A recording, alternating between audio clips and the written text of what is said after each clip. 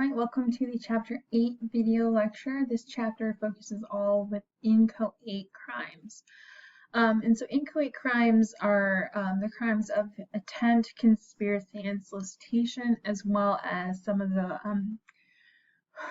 racketeering and influence or corrupt activities offenses, so like gang or organized crime. So attempt laws, attempt is the largest, most common inchoate crime. And attempt, all of these inchoate crimes have to walk the line of punishing somebody before the final intended criminal action was complete. If we think back to actus reus mens rea, we only punish people for committing a crime. So there's a careful line about when an action becomes sufficient to cross the line. And one of the ways that we do this with inchoate crimes is that we require a specific intent to commit the crime or cause the harm. So we have a mens rea of a purposeful or occasionally knowingly. We require some action to carry out the purpose, and we punish these crimes less severely than if they had been completed. So for, and by the way, the word inchoate is Latin for to begin. For attempt law, we have two competing rationales that can be used to justify these types of cases. The dangerous act rationale looks at how close you came to completing your crime and causing this harm, whereas the dangerous person rationale looks at how fully developed your intent to commit the crime has become. So one looks more at action and one looks more at intent. So our elements of attempt liability, as you can see, we have quite a list here for actus reus. The most common actus reus is a substantial step towards completion of the crime, or a minority rule that focuses more on an act that demonstrates a physical proximity to completing a crime, obtaining an indispensable element for committing a crime, unequivocality that a crime will be committed, or you have gone so far that it's unlikely you will desist from committing the crime. We have a purposeful intent here, and in fact, it's actually noted that a old criminal law scholar noted you cannot blunder your way into an attempt. It has to be purposeful. It has to be your conscious object to do this.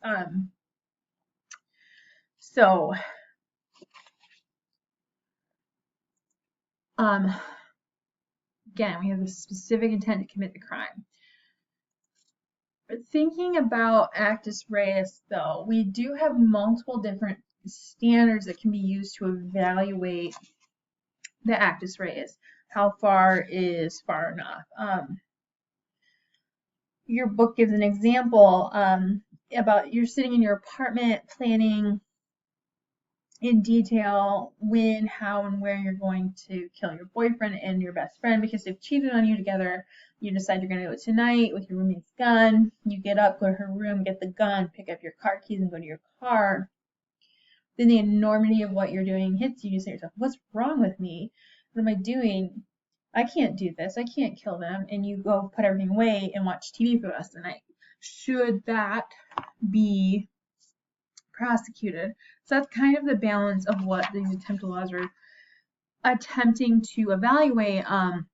And as your book knows, no one would think that that individual attempted to actually commit a murder because that really isn't much more than a bare intent and was nowhere near the intended victims, right? So just thinking that through. And we have this kind of entrenched idea in our criminal law that preparing to commit a crime does not qualify as an attempt to actually commit the action.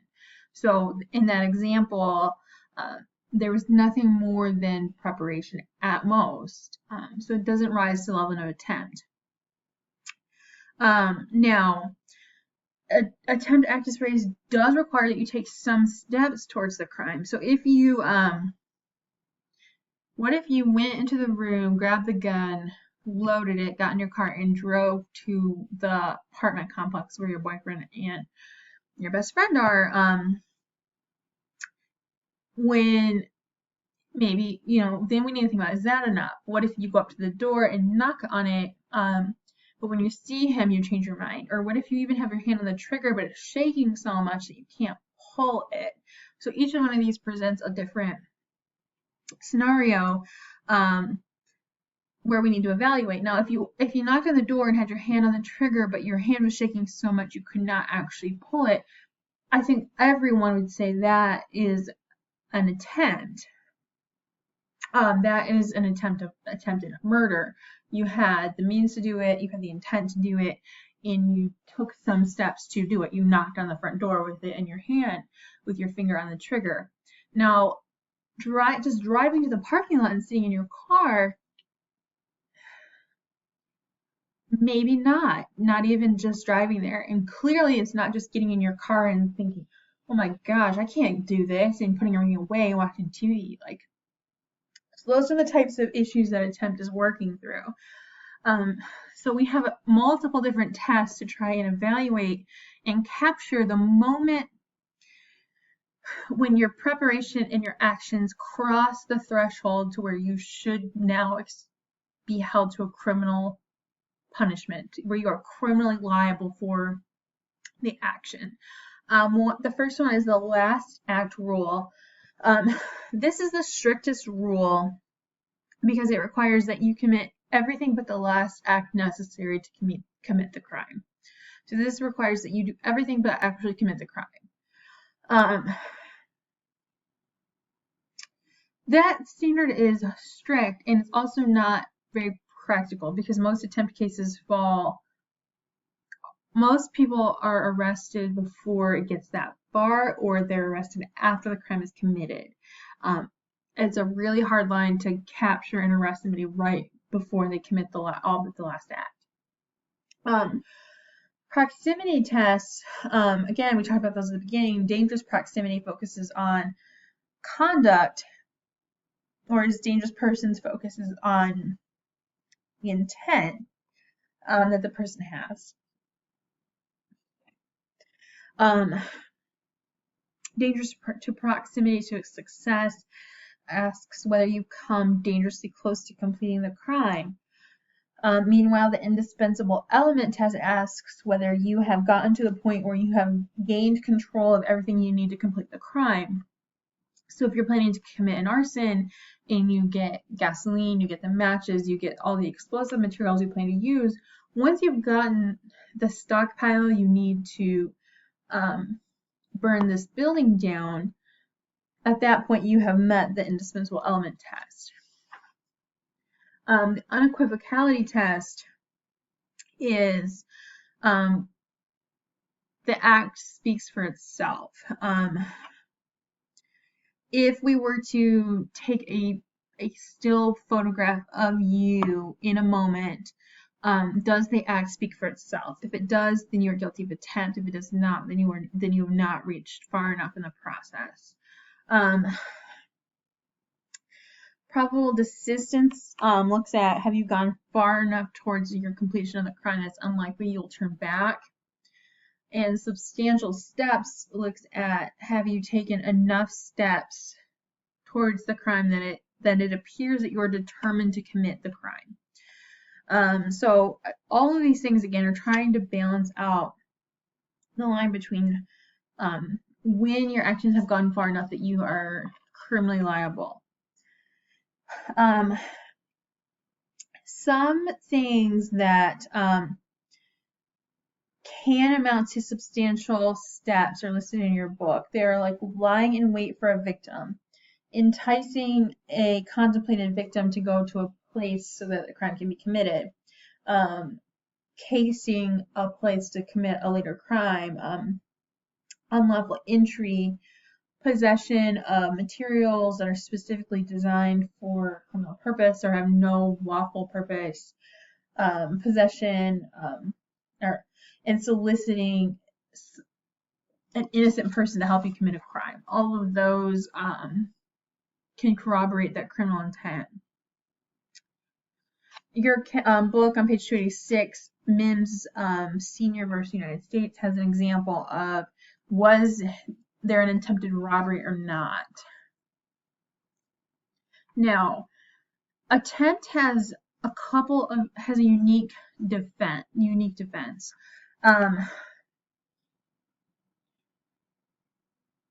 This is unusual because attempts are cases where you failed to complete the crime, but you still did enough of the crime that you're responsible for the harm and the possible harm that you hope to cause. So there is legal impossibility. This is where you do everything you can to commit a crime, but the criminal law does not forbid what you did. So the example in your book of this is that you intended to evade customs laws.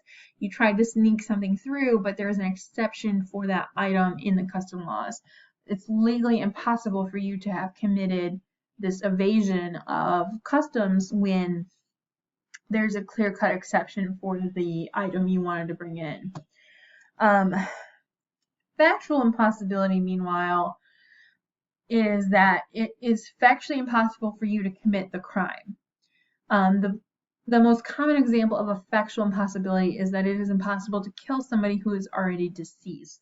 So if you stab somebody who's already dead, you cannot be charged with a homicide or even an attempted homicide because the person was already dead.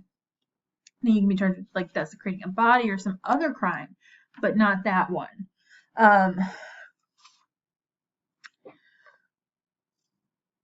In almost every state, factual impossibility, though, is not a defense to your behavior. Legal impossibility is a defense in all states, but factual impossibility is not. Because if we think back to stabbing someone who's already dead, stabbing someone that you think to be alive with a knife is a horrible thing to do, and therefore you should retain that criminal liability. Just because you kind of lucked out and didn't commit the final harm doesn't mean that you should be excused from liability because you couldn't commit that harm. Your book has an example of this in State versus Dams, where Dams intended to murder his wife, but the gun was unloaded, and the court basically says it was a stroke of luck that the gun was unloaded, and he should not have the benefit of the stroke of luck when he forced his wife into a car, he drove her to a truck stop and tried to kill her. He should not, just because the gun happened to be unloaded, because he made this mistake, he should not receive the benefit of that mistake. What he did was wrong, and he should be punished for it. Now, another defense to attempt is voluntary impossibility, or voluntary abandonment.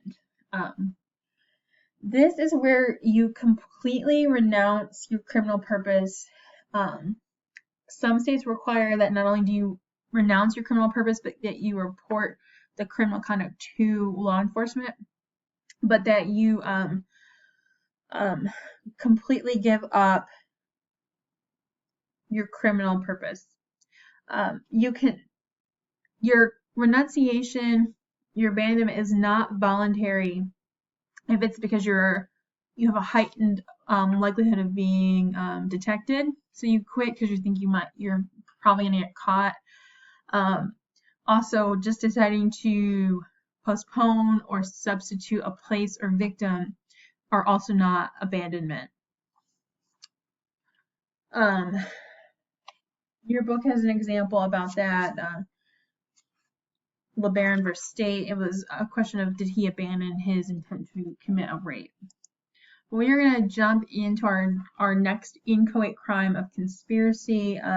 Conspiracy is the crime of agreeing with one or more people to commit a crime. The actus reus of conspiracy is that you have an agreement and an overt act in furtherance of the conspiracy. So some step towards carrying out the agreement. The overt act requirement can be of a very small significance to the successful completion of the conspiracy. It's just that you take some steps towards it. Conspiracy mens rea is generally identified as a specific intent crime with often a purposeful mens rea. Sometimes it is not clearly defined, or courts have inconsistently defined it. For our purposes, we're going to think of it as a purposeful goal. And we're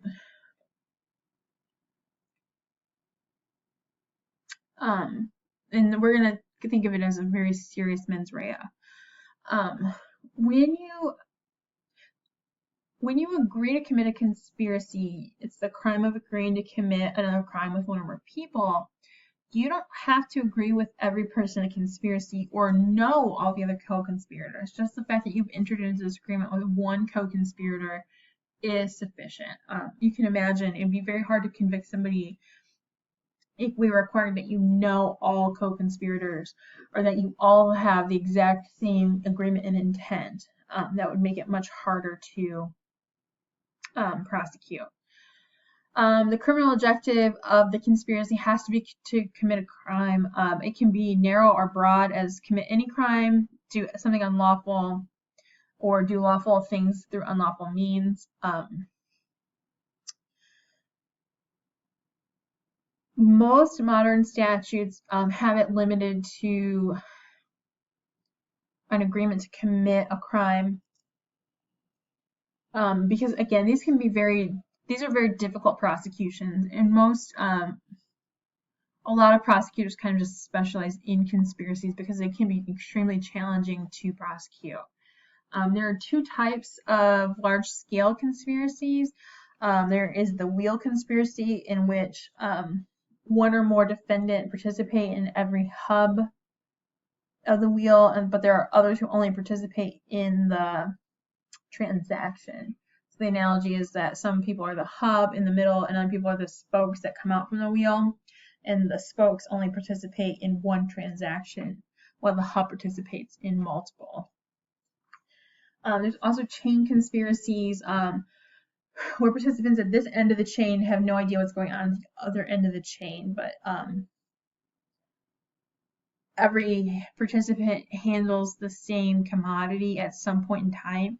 This is often the way that drug trafficking works, where you don't know the person at one far end, but the drugs move through, and everyone handles the same materials. Your book has an example of a conspiracy about conspiracy to commit murder.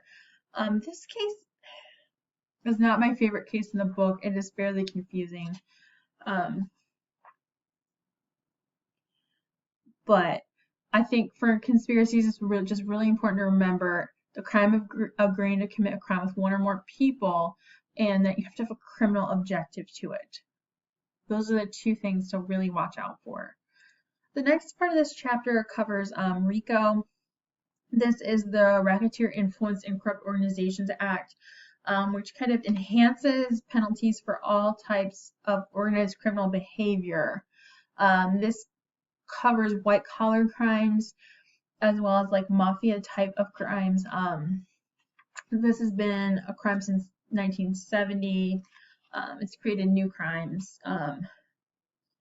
It reinstituted property forfeiture and includes civil actions.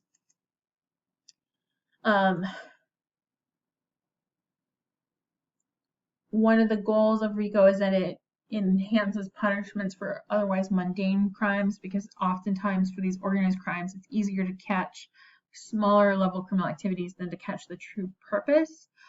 So this allows you to make those smaller crimes that you can establish be punished more severely.